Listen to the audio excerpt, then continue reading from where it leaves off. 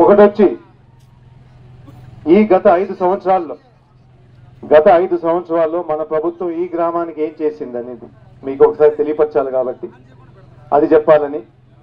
రెండోది, మీరిచ్చిన సూచనల ప్రకారంగా, మీరందరూ ప్రజలు ఇచ్చిన సూచనల ప్రకారంగా, అదే కాకుండా మీ నాయకులు మాకు కొన్ని విశేషాలు చెప్పిన తర్వాత ఈ గ్రామానికి వచ్చే 5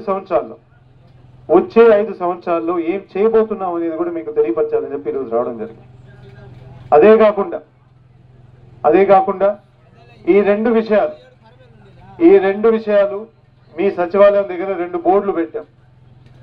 ఒక బోర్డు వచ్చి గత 5 సంవత్సరాల్లో ఏమి చేశామనేది రాసిపెట్టి మీ అందరూ రోజు చదివేటట్టు, ఎందుకంటే మీరు మర్చిపోకూడదని, గత 5 సంవత్సరాల్లో ఏమేమి జరిగాయి అనేది మీరు మర్చిపోకూడదని చెప్పేసి అక్కడ రాసిపెట్టి ఇంకో బోర్డు కూడా పెట్టాం. ఆ బోర్డు వచ్చి మనం ఏం చేయబోతున్నాం ఈ 5 సంవత్సరాలు అని చెప్పేసి, అది నేను మర్చిపోకున్నాను. ఆ సంగతులు మీరందరూ చెప్పారు కాబట్టి ఈ గ్రామంలోనే ఒక బోర్డు మీద రాసి ఒక బాండ్ పేపర్గా తప్పకుండా చేస్తామని, అది ఒక్కసారి మీకు తెలియపరుస్తామని. ముఖ్యంగా మొదట్లో 5 సంవత్సరాలు, ఈ 5 సంవత్సరాల్లో మన పంచాయతీ రాజ్ డిపార్ట్మెంట్ కానీ లేకపోతే గడప గడప కార్యక్రమం నుంచి దాదాపు 1,50,00,000 ఇచ్చాం రోడ్లకు కానీ డ్రైన్లకు కానీ. అదే కాకుండా హౌసింగ్ జగనన్న లేఅవుట్లు 62 మందికి కొత్త ఇళ్ల స్థలాలు ఇవ్వడం జరిగింది.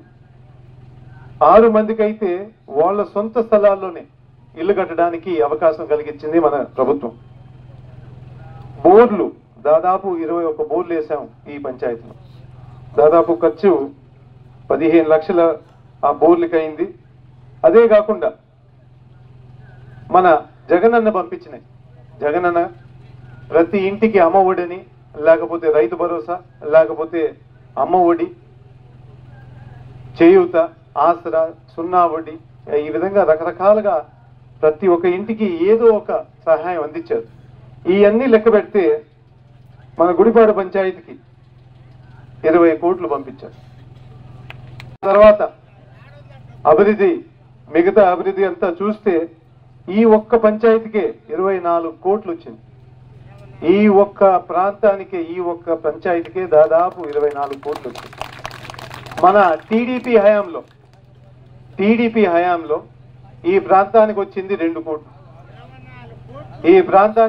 2 కోట్లు, కానీ ఈ 5 సంవత్సరాల్లో మీ అందరికి వచ్చింది 24 కోట్లని మీరందరూ గమనించాలని చెప్పేసి మీ అందరినీ కోరుకుంటున్నాను.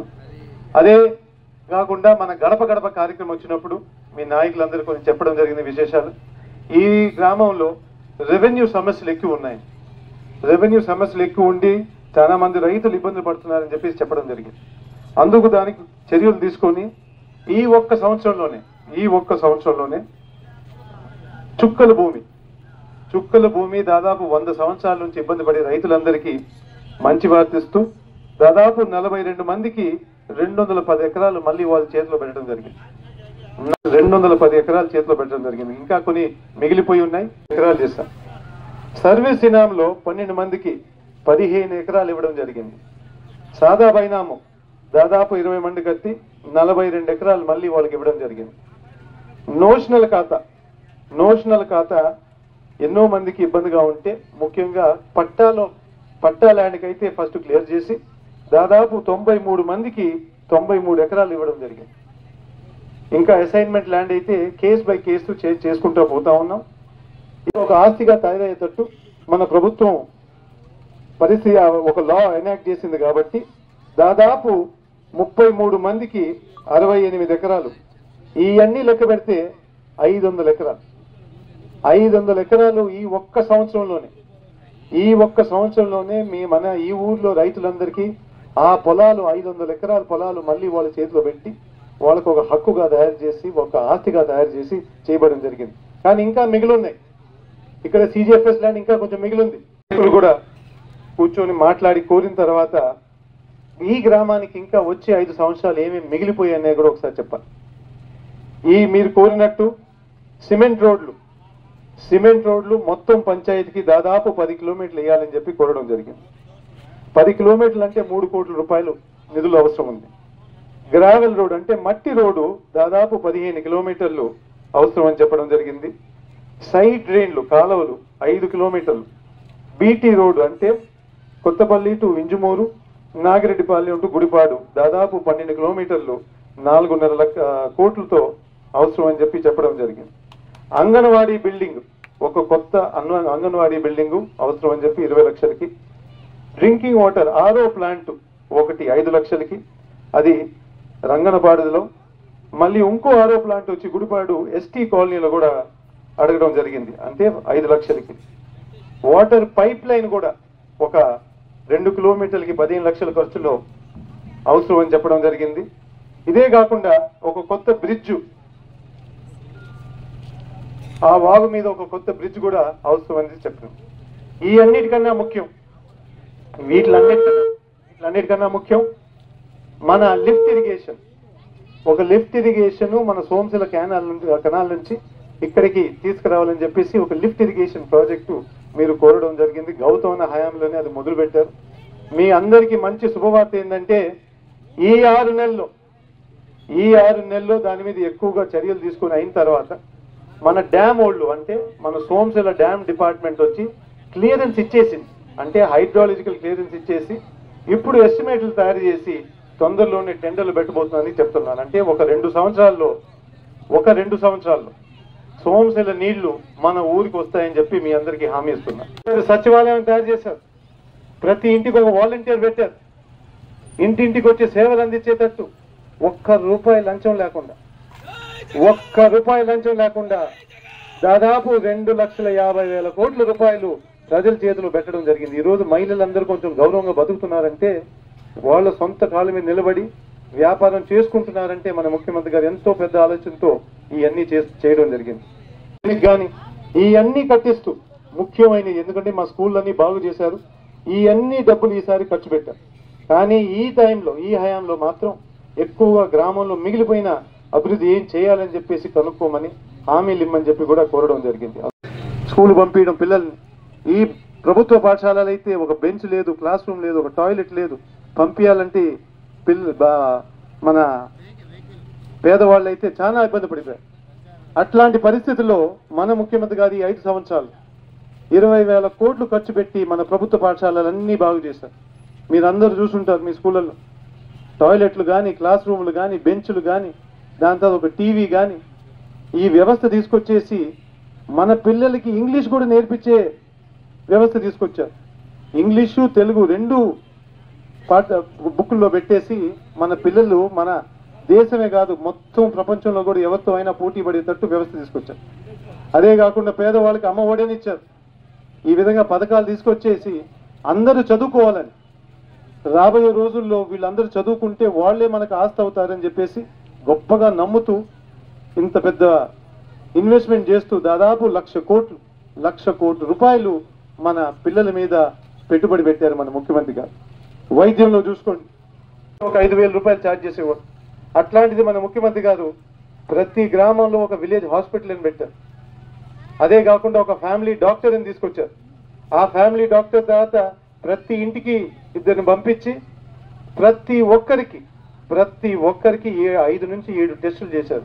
షుగర్ టెస్ట్ అని, బీపీ టెస్ట్ అని, ఆ విధంగా 5 టెస్టులు చేసి అందరికీ ఒక మెడికల్ రికార్డు తయారు చేసి, ఎవరికన్నా ఇబ్బంది ఉంటే మళ్ళీ ఒక క్యాంపు పెట్టి ఆరోగ్య సురక్ష అని చెప్పేసి వాళ్ళకి మళ్ళీ వైద్యం అందేటట్టు వ్యవస్థ తీసుకొచ్చారు మన ముఖ్యమంత్రి గారు. అదే కాకుండా 5 లక్షల నుంచి ఆరోగ్యశ్రీ లిమిట్ 5 లక్షల నుంచి 25 లక్షలు చేశారు. 5 లక్షల నుంచి 25 లక్షలు చేయడం అనేది చాలా మామూలు మాట కాదు. అట్లాంటి గొప్ప ఆలోచనతో ప్రజలందరూ ఆరోగ్యంగా ఉండాలని చెప్పేసి ఎంతో కోరుకుంటూ చేస్తా ఉన్నారు మన ముఖ్యమంత్రి గారు.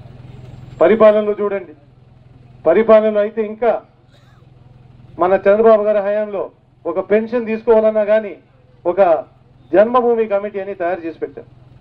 ఒక పెన్షన్ తీసుకోవాలన్నా కానీ అడుక్కునే పరిస్థితి, లేకపోతే జెండా పట్టుకోవాలి వాళ్ళది, లేకపోతే సలాం కొట్టాలి. అవన్నీ కూడా చేసిన నమ్మకం లేదు మీకు వస్తుందో రాదనేది. ఒక పెన్షన్ వాళ్ళు ఇచ్చిందంతా హయాంలో ఒక పెన్షన్, అది కూడా ఇబ్బందిగా ఉండేది చాలా మందికి. కుటుంబంలో కానీ మీ ఇంట్లో కానీ మంచి జరిగిందా లేదా మీరే గమనించండి అని చెప్తున్నాను. బయట వాళ్ళు చెప్పేది కాదు, మీరే గమనించండి. మీరే గమనించి మంచి జరిగుంటే